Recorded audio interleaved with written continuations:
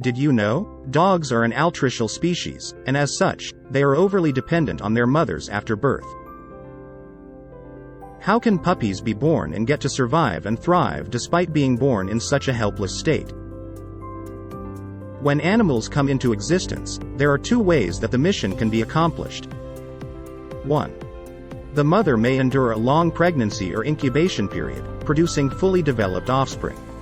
2. The mother may undergo a short pregnancy, producing immature offspring. These two strategies draw the line between precocial and altricial species. Let's take a closer look into the differences among the two, shall we? Precocial species. Let's start with a lesson in etymology, the origin of words. The word precocial derives from the Latin word precox, which means maturing early. This is why we tend to refer to children or adolescents as precocious, when we notice them developing certain abilities or physical traits at an earlier age than usual. From a biological standpoint, generally precocial species are animals who are semi-independent and mobile from the day they are born or hatched. Precocial species are motor and sensory mature and attempt standing, walking after birth. What animals are considered precocial? Several birds are considered precocial, such as chicken, ducks, geese, but so are several mammals including herbivores such as horses, cows, goats and sheep. Altricial species. If we look at the etymology of the word altricial, we will see that it derives from the Latin root alere, which means to nurse, rear or nourish.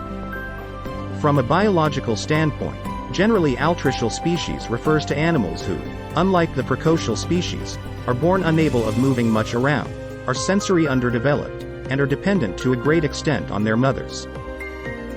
Dogs as altricial animals are born deaf and blind, cannot regulate their temperature, require to be nursed and must be licked by their mothers in order to eliminate. Their initial lives are usually centered around a nest, pouch, as seen in kangaroos, or den for protection. What animals are considered altricial? Several birds are considered altricial, such as sparrows, owls and many songbirds, but so are many mammals such as cats and dogs, many rodents, marsupials and humans too. Advantages of being altricial. What are some advantages of dogs being altricial? Here are some. Extra protection. Because they are born helpless, altricial species are protected by their mother and provided with food and extra care.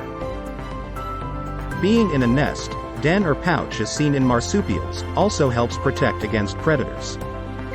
Larger brain sizes. While altricial species are born with smaller brains at birth compared to precocial species, the trade-off is that their brains continue to grow and attain larger sizes. Ehrlich et al., 1988. This allows them time to gain more survival skills as they mature. Did you know? Dogs are tamer than wolves because of a longer development period during which dogs have the opportunity to develop attachments, explain Raymond and Lorna Coppinger in Dogs, A New Understanding of Canine Origin, Behavior and Evolution.